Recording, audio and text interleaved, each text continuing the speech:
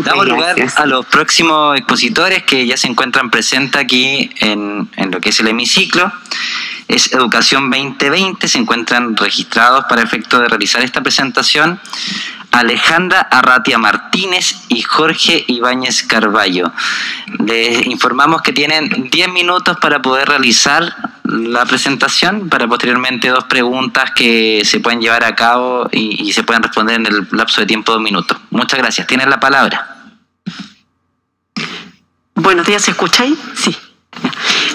Bueno, buenos días, muchísimas gracias por el espacio.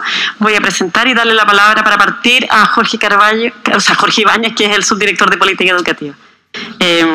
Perdón. Ustedes me dicen si se ve. Bueno, yo puedo ver en realidad. Pero las personas que están a distancia nos dicen si se ve. Se ve a través de Zoom. Perfecto, muchas gracias. Hola, muy buenos días. Primero agradecerles el trabajo que están haciendo, también la recepción. Como actores de la sociedad civil queremos aportar también nuestro granito de arena en este proceso, ¿no? Primero contarles un poquito de Educación 2020, contarles que nosotros trabajamos con escuelas directamente. Hemos trabajado con más de 298 establecimientos, casi 300 en más de 10 regiones del país, trabajando con casi 8.000 estudiantes, docentes. Entonces, tenemos un trabajo en el territorio bastante importante, principalmente trabajando con establecimientos de la educación pública, servicios locales y, bueno, sobre todo municipales por el tiempo que llevan y también particulares subvencionados, ¿sí? Y desde ahí, en el fondo, es que tenemos estamos más o menos empapados de lo que está pasando en educación en los mismos territorios, ¿no? Importante, un poquito como contexto, ¿no? Cuando hacemos la pregunta de qué sienten si sienten que los estudios les permite elegir libremente lo que quieren estudiar, y esto lo vemos por estrato socioeconómico, vemos que el nivel medio alto, el 92% cree que les permite elegir lo que ellos quieren hacer en la vida. Pero si es que vamos avanzando, nos damos cuenta que en el nivel socioeconómico medio ya bajamos, solamente 6 de cada 10 personas creen que los estudios les permite elegir qué lo quieren hacer, y luego, si vamos avanzando, nos damos cuenta que siempre esto va bajando, ¿no? Ya a nivel medio bajo, ya el 47%, menos del 50%, y el nivel estrato socioeconómico bajo, solo el 30% siente que su estudio le permite elegir lo que ellos quieren hacer. Entonces, ¿qué es lo que pasa? ¿Cuál es la raíz de este problema en educación? Y acá la Constitución tiene algo que decir, ¿no? Y tiene algo que se explica también desde la génesis, por así decirlo, que se encuentra en la Constitución. Entonces, nosotros como Educación 2020 identificamos 5 tensiones, ¿sí? La primera tensión tiene que ver con el propósito y el sentido que tiene la educación en la Constitución, que tiene un carácter más bien de desarrollo individual, singular, y no hacia la construcción del bien común, ¿no? Entonces, es una pregunta que nos tenemos que hacer. ¿Cuál es el sentido estratégico que queremos de la educación en la Constitución? La segunda tensión, hoy día la Constitución más bien lo que garantiza es el acceso a la educación. Pero ¿cómo garantizamos que niños, niñas, adolescentes, jóvenes aprendan? ¿Cómo garantizamos que aprendan bajo las condiciones necesarias? No basta solamente con el acceso. Lo que tenemos que garantizar, evidentemente, es el aprendizaje, y que todos, ojalá, idealmente tengamos las mismas posibilidades para aprender, ¿no? Luego, el rol del Estado en la educación pública se limita principalmente al financiamiento. Chile tenía una trayectoria constitucional en que la educación pública tenía un rol fundamental, en que había una administración de la educación pública, ¿no? Y eso de alguna forma también permitía garantizar otros aspectos de la educación que, cuando están solamente del financiamiento, no es posible. Libertad de enseñanza, un tema bastante más, por así decirlo, que ha sido más protagónico en el último tiempo, ¿no? La libertad de enseñanza como derecho resguardado, pero está mucho más al servicio del emprender proyectos educativos desde la lógica del mercado. Y nosotros creemos, en el fondo, que la libertad de enseñanza debe ser construir y avanzar hacia la diversidad de proyectos educativos y que esté supeditado al derecho a la educación. Eso no está claro hoy día en la Constitución actual. Y finalmente tiene que ver con una ausencia, la ausencia del rol docente, la valoración social del rol docente, ¿no? El rol docente hoy día no está presente en la actual Constitución, y creemos que el docente, del fondo, de alguna forma hay que reivindicar ese rol y poder promover su desarrollo. Entonces, si nos damos cuenta, con las 5 tensiones, lo que está pasando es que vemos que la educación carece, tiene muchas carencias, muchas ausencias, muchas omisiones. Y la pregunta es, ¿creemos que la educación tiene que cumplir un rol importante en la construcción de la sociedad que queremos? Nosotros estamos convencidos que sí, la educación tiene un rol fundamental y eso se tiene que ver plasmado desde la Constitución para que realmente nos permita construir una sociedad más justa, equitativa, humana e inclusiva. ¿Cómo? Alejandra va a continuar. Muchas gracias, Jorge. Como veíamos, la preocupación nuestra desde Educación 2020 es que con cómo se ha podido configurar la educación en Chile, nosotros en realidad no tenemos un país, tenemos varios Chiles adentro del país, ¿no? Con un sistema educacional que más bien ha replicado las inequidades de origen, que ha replicado la segregación. En base a eso tenemos este decálogo que, muchos de ustedes pueden haber conocido en el proceso previo a las elecciones y en el proceso que va de la Convención Constituyente, y que hemos transformado en 5 grandes propuestas, ¿no? Lo primero que planteamos es que es fundamental o es clave entender que el derecho a la educación es un derecho fundamental que debe ser garantizado por el Estado. El derecho a la educación tiene un carácter como habilitante para casi todos los otros derechos. Sabemos que hay, en el fondo, barreras de acceso para el ejercicio de los derechos, y eso está muy relacionado con la calidad de la educación. Creemos que es un pilar esencial entonces del desarrollo de la sociedad, de la construcción de una sociedad para el conocimiento, para el desarrollo, ¿no? Para una sociedad inclusiva, democrática. En ese sentido, creemos que es importante que la Constitución rescate el propósito, este doble propósito que tiene la educación. Por un lado, el desarrollo integral de las personas, pero por otro lado, la construcción del bien común. Y ahí tenemos una serie de características que creemos que tiene que tener: un enfoque de derechos humanos, equidad de género, por supuesto, desarrollo sostenible, interculturalidad, que respete todas las diversidades, no solo una, y que reconozca las formas de educación, las lenguas de los pueblos originarios. Creemos que son características que es importante que queden explicitadas en cómo se entiende el derecho a la educación. En segundo lugar, creemos que es fundamental, y esto probablemente en esta comisión va a ser un tema, ¿no? El tema del rol del Estado. Creemos que el Estado tiene que tener un rol garante, y en particular en la educación tiene que garantizar una educación integral, de calidad, inclusiva, y este tiene que ser un derecho que sea exigible. En ese sentido, esta es una modificación que nos parece que es fundamental en relación a lo que existe en la actual Constitución, ¿no? Por otro lado, nos parece que el sujeto de derecho tienen que ser los niños, niñas, adolescentes, también las personas que estudian en la vida adulta, ¿no? Porque efectivamente en Chile tenemos, y de hecho ha aumentado mucho en el último tiempo, las personas jóvenes y adultas que participan del sistema educacional, ¿no? Y los padres, madres y apoderados tienen que ser corresponsables de este derecho, pero en el fondo favoreciendo el ejercicio del derecho, pero asumiendo que el sujeto son niños, niñas, adolescentes y, las personas que estudian más en la vida adulta, ¿no? En tercer lugar, estoy consciente que me quedan 3 minutos y medio. En tercer lugar, creemos que el Estado debe financiar y administrar un sistema nacional de educación pública que sea gratuita, laica, inclusiva, de calidad, y que tiene que tener un enfoque de velar por el bienestar, no tan solo por aprendizajes, que es fundamental, por cierto, porque es habilitante para todo el resto del desarrollo, ¿no? Pero que tiene que velar por una experiencia formativa que sea positiva, que sea democrática también, ¿no?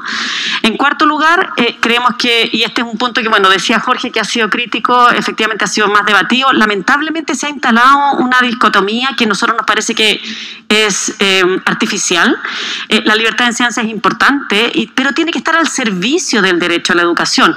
En el fondo nos parece que cumple un rol, pero no es un rol que pueda poner en jaque la libertad de educación, o sea, el derecho a la educación. Esto me imagino que muchos de ustedes recordarán casos en que lamentablemente veíamos, por ejemplo, chicas embarazadas que tenían que salir de la escuela porque se apelaba al derecho a la libertad de enseñanza y se quitaba la matrícula.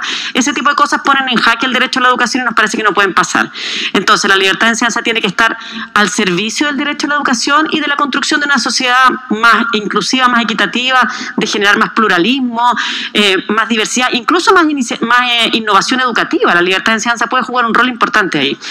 Y los padres, madres y apoderados tienen que poder tener, por cierto, la libertad y el derecho de elegir la educación de su hijo, libertad que no puede estar supeditada a que tengan los recursos para hacerlo, como lamentablemente ha pasado muchas veces.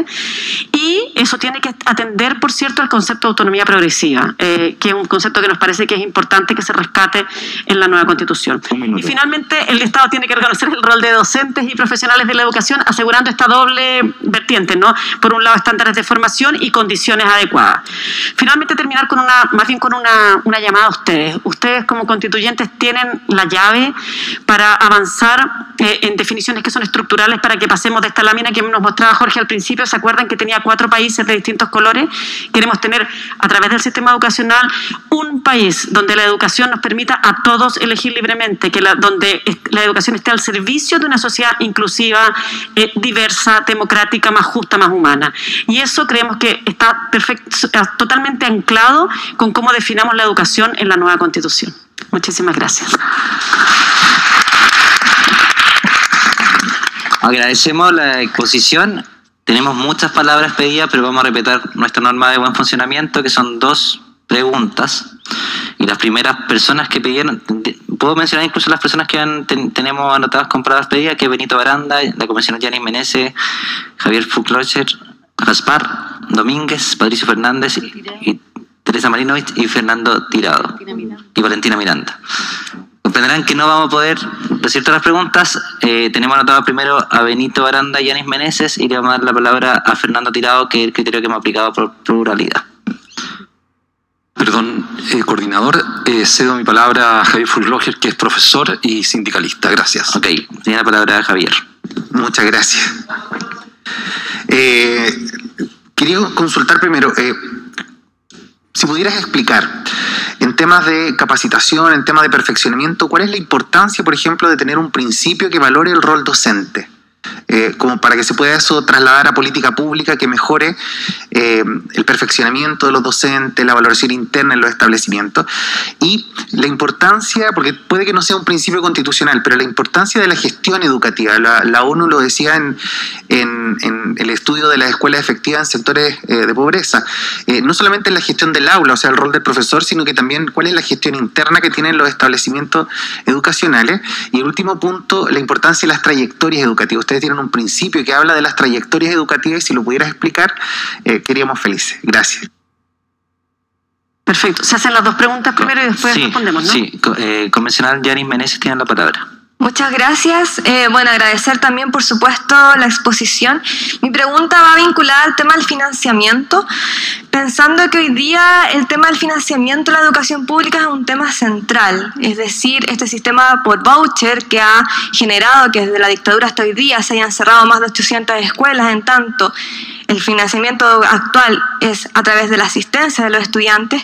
Quisiera saber si su propuesta contempla, por ejemplo, un nuevo financiamiento como el financiamiento basal, donde sobre todo las comunas más lejanas, ¿no? Estuvimos, de hecho, en Biobío, en Laja, conversando sobre esto, y las comunidades nos daban cuenta de eso, de, por ejemplo, una escuela donde tiene muy pocos estudiantes. Por supuesto, este sistema genera menos recursos para esos colegios, y me gustaría saber si tiene una propuesta sobre eso. Gracias. Convencional Fernando Tirado. Sí, ante todo, gracias por la exposición, Mari. Mi nombre es Fernando Tirado, convencional constituyente del pueblo Changu. Yo quiero señalar que en realidad para nosotros es de suma importancia que en la malla curricular, ¿cierto?, de la educación también se tenga una mirada, ¿cierto?, sobre la educación, ¿cierto?, de las lenguas originarias de los pueblos originarios. Yo quisiera saber cuál es su mirada, ¿cierto?, referente a esta materia. Tienen la palabra los expositores para que puedan responder en las preguntas en un tiempo de 2 minutos, tratar de hacer lo que se pueda dentro de la lógica de lo que se menciona por los constituyentes. Así que le damos la palabra. Muchas gracias. Tenemos aquí el cronómetro, así que espero aplicarme. Lo primero es respecto a la tercera pregunta. Sí, de todas maneras, nosotros de hecho lo explicitamos dentro del carácter que tiene que tener la educación. Creemos que tiene que ser explícito el que se reconozcan las formas de educación de los pueblos originarios, digamos, y tiene que tener respeto por lingüístico, digamos. Creemos que eso es fundamental. Después, respecto a las otras, fueron varias preguntas, eran como 3, pero creo que están relacionadas, porque respecto al financiamiento, nosotros creemos que hemos tenido todo un debate respecto a si la Constitución propiamente tiene que explicitar el tipo de financiamiento. Nosotros creemos que la Constitución tiene que explicitar que el Estado debe tener un rol garante, que la educación tiene que ser un derecho que es garantizado por el Estado, Y en esa medida que el Estado debe asegurar las condiciones. Y ahí hacemos explícito que tienen que ser las condiciones materiales, por un lado, donde está el tema del financiamiento, donde explicitamos también, por ejemplo, el tema de la conectividad. Nosotros creemos que se debería avanzar en conectividad universal, pero creemos que a nivel constitucional sería bueno que quede una frase que permita resguardar las condiciones, considerando financiamiento, pero no solo reducido al financiamiento, ¿me explico? Y que por lo tanto considere como una serie de condiciones, y ahí hacemos una distinción, condiciones materiales, donde está financiamiento, conectividad, infraestructura, y condiciones que llamamos relacionales, donde está vinculado a, por ejemplo, mecanismos de participación en los establecimientos educacionales, mecanismos donde se viva una cultura democrática en los establecimientos educacionales. Y eso también está vinculado con la pregunta que nos hacía el constituyente Javier respecto a las condiciones que tienen que ver con condiciones de gestión, que por cierto están dentro de esas condiciones materiales y relacionales, donde es clave, por ejemplo, las formas de gestión y la forma de relación entre los equipos directivos y los equipos docentes, pero además el tema de que el Estado sea garante de un sistema de desarrollo profesional para tanto los equipos docentes como los equipos directivos. Ahora nos parece que eso es importante que queden como grandes principios en la Constitución. ¿Por qué? Porque por el carácter de cómo está evolucionando la investigación en educación y cómo la rápida evolución de la sociedad, la verdad, puede que los cambios del sistema de la sociedad al sistema educativo sean muy rápidos, y es importante que el principio que quede en la Constitución permita irlo adaptando luego en bajadas legislativas. No sé si me explico en eso. Entonces es importante que quede un marco que permita cierta movilidad luego en la definición de políticas públicas y de regulación. Pero de todas maneras nos parece que es fundamental que quede explícito algo así, que es algo que hay en otras constituciones comparadas. Muchas gracias por las respuestas.